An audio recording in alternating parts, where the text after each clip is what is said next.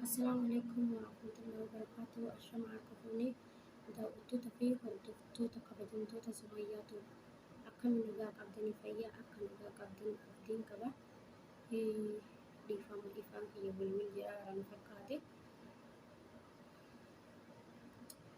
Duraan dursee assalaamu alaikum warahmatullahi wabarakatuh. Baga gara mana kiyyaa waamicha kabajee dhuftee siin jedha. Waalaikum salaam warahmatullahi wabarakatuh. Atis galatoomii gaafii fi deebii naaf gootee mana keetitti naaf feeruuf galatoomii siin jedha. Kallattiiwwan gara gaafii gaafatameetiiti darba. Gaafiin hikmaan ijoollee eessaati? Ani ijoollee Arsiiti. Arsii bahaa Ongootiin Arsii bahaa aanaa Tayyaa Qandasii bu'aa baatira. Gaafiin itti aanu hikmaan nama akkamiiti? Jecha tokko mee of ibsi. Ani baay'ee aaruu, baay'ee cinqii, baay'ee waan akkasiisan hin jaalladhu jechuudha. Yeroo baay'ee kolfeetumaan taphachuu waan akkasiisan cinqiin fedhu.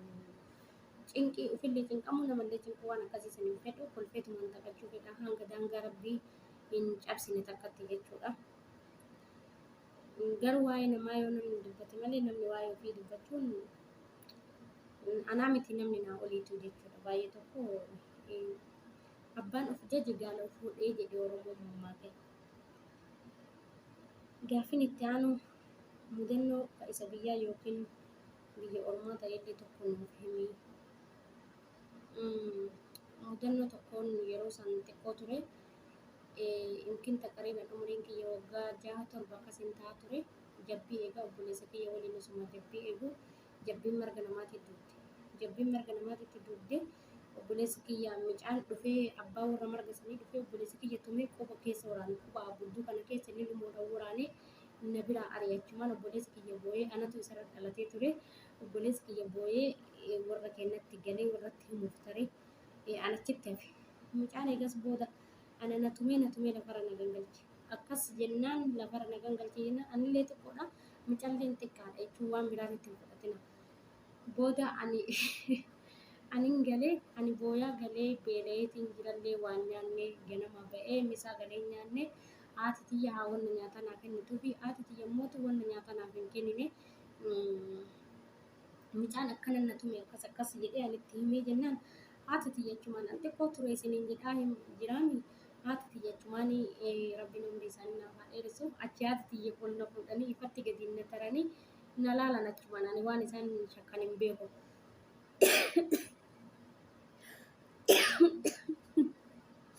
Agar atu ani garuu yaadadheen kolfaa isaan yookiin hin yaadatanii uummanti yookiin hin yaadatan ta'uu mala ani garuu yeroo kophaa fi jirullee yaadadheetiin kolfachuudha. Xiqqoo ture garuu yeroo san jechuun waan ijoollummaa hin dagataniif malee mudannoo kiyya sanii.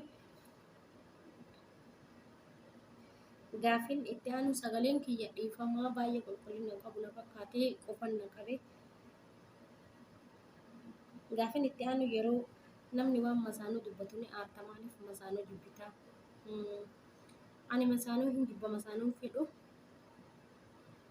Namni masaanuu fedhu jira natti hin fakkaanne garuu ani marraa jibba masaanuu. Namni masaanuu fedhu hin jiraayyuu natti hin fakkaanne namni martuu mi jibba ani marraa jibba mootu. Rabbi natti hin fidinme. Tamasaanuu tana rabbi naaf kadhadhaa yaa hordoftoota Sumayyaatu. Masaanuu rabbi narraa qabu yoo rabbi biraa dhufte silaa wanni godhu takkaayyuu hin jiru garuu ani mootu masaanuu hin fedhu isiniin jedhaa. Hin jaaladhu keessa kiyya na aara waan masaanuu yoo dubbatan. Gaafiin itti aanu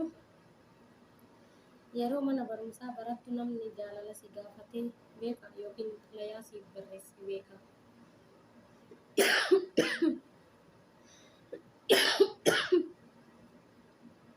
Eeyyan namni jaalala na gaafatee xalayaa naaf barreessee beeka.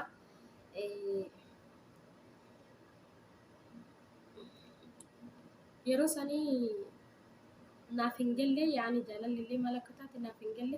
Nama jaalala nama gaafatillee jechuun kan namni hundi jaalala nama gaafatilleef nama hin jaallatu. Walumaa galatti gaafatamee beekaa garuu maalummaan jaalalaa maal akka ta'e naaf hin galle jechuudha. Yeroo san kutaa lama baradhaa ture.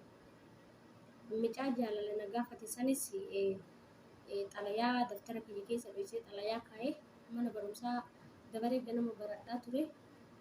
Baay'ee waa ugga akka malee baay'ee waa ugga. Eegas hiriira irratti jechuudha. Hiriira irratti yeroo ganamallee yeroo alaabaa baasanii ni hiriiranii galgalas yoo alaabaa buusanii hiriiranii beekanii ganama yeroo alaabaa baasan san hiriira irratti barattoota duratti jechuudha. Barsiisatti dhaqee xalayaa san kennee mucaa san mana barumsaa sanii ari'anii adabanii mana barumsaa sanii ari'an jechuudha mucaa san sababa sanirraa kan ka'e. Ani hin beeku osoo cal'isillee mucaan baay'ee nama barumsanillee cimaadha. Uumamaanillee jechuun mucaan hayyuu wayiiti nama barsiisonni ija addaatiin ilaaltu wayiiti jechuudha mucaan. Akkasitti qaanyessee an osoo beekee yookiin ishiidheen yookiin immootu garama kiyya keessatti cal'isee akkas silaa ol baasee saaxilee maqaan balleessu ture. Akkasii walumaa galatti gaafatamee beekaa jechuu barbaadetti. Gaafin itti aanu ijoollee keenya kan Oromootii maal dhaamtuufi? Ijoollee keenya kan Oromootii keessattuu ijoollee shamarranii biyya ambaa kana jiranii wanni nan dhaamuufi jechuudha. Biyyi ambaa nama deemee fi nama deegettuu waa arga jedhanii biyyi ambaa yookaan manni tokko gaarii ture yookaan manni tokko gaarii namaaf ta'uu dhabuu mala.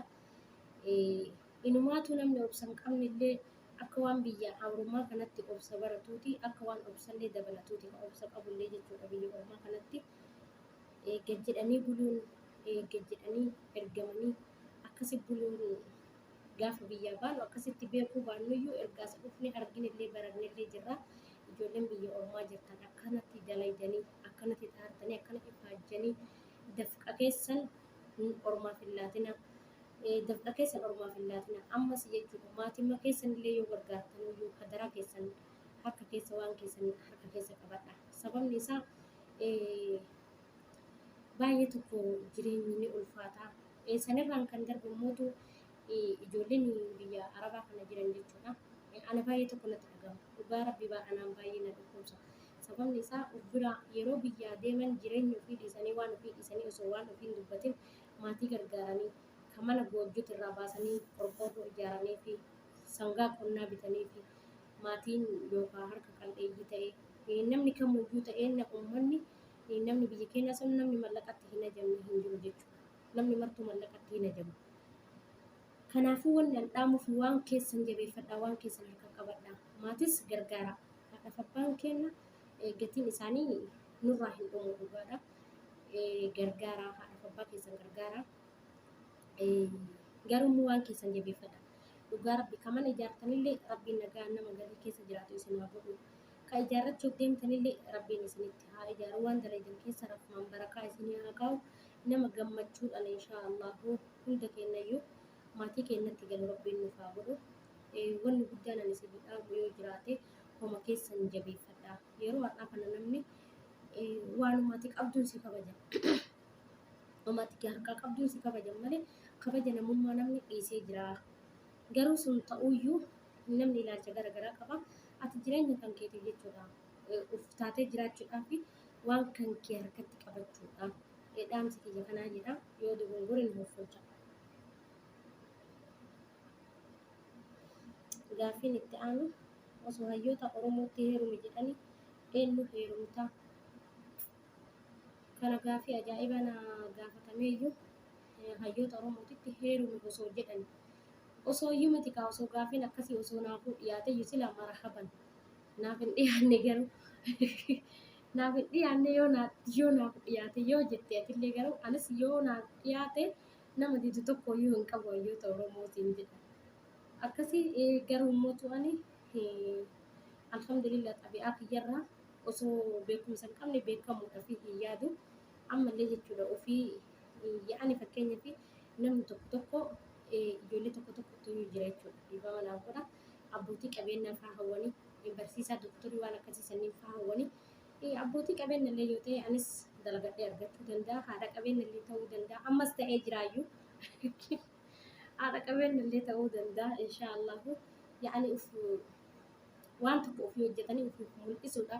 Namni martuyyuu hiree ofii jiraata miti hojjetanii ofiif mul'isu yookaan immoo beekumsallee baratanii ofiif beekumsa saniin beekamtii argachuudha malee waan akkasii sanii yaadu garuu muutu osoo jettee osoo naaf dhiyaate anis hin diduu siin jedha deebii kan kee. Aartii Oromoo eenyuun jaalatta? Aartii Oromoo kamuyyuu nin jaaladha nama jibbuu qabu hundi isaaniitu nin jaaladha nin kabaja. Warra Oromoon gurgurree warra Oromoon ganne hundaayyuu nin jaaladha nin kabajallee marra namni hin jaalladhu artistii Hacaaluu Hundeessatee biyyoon isatti haasa'atu. Ijoollummaa keetii gaafin itti aanu ijoollummaa keetii yeroo barattu maal ta'uu yaadde? Ani ijoollummaa keessatti yeroo baradhu doktora ta'uu yaade alhamdulillahi ammas doktora ta'eetiin jira jechuudha. Ittiin gaabbu doktora ta'eetiin jira ammallee hin gaya alhamdulillah. Gaafin itti aanu yuuteebii akka banattu maaltu yuuteebii banachuuf maaltu si kakaase? Yuuteebii banachuudhaaf wanni na kakaase namnis fakkeenya naaf ta'eeti miti bara jechuun waggaa tokkorraa as eegalee hanguma waggaa lamaatiif jechuudha. Waggaa lamaaf deemna jechuudha. Mana hidhaa Saa'ud Arabiyaa kanatti lammiin kenna uummanni kenna waan nan ta'in hin jiru. Ani isaan laalee jechuudha. Sanuma durallee baay'ee walaloo barreessaa ture akkas bakka isaan laalee yeroo jarri mana hidhaa jirtu san walaloo baay'ee barreessee qaba. Walaloo san kalas gara ibsachuun hin qabu. Yaani beejillee hin qabu feesbuukallee jechuudha. Beejii hin qabu. Yuuteebii kana banadhee maaliif hin daleene jedhee garuu nama baay'eetu iyyuu hin banatin jedhee na dhoorge namni hin gaafadhellee banadhee maaliif hin daleene jedhee yuuteebii banadhe. Yuuteebii banadhee awwalaaf namni fakkeenya naaf ta'e yuuteebii irratti kan argeetu nu jedhe iyyuu sumayyaatu isiidha namni awwala yuuteebii irratti argeetu wal baradheen jechuudha.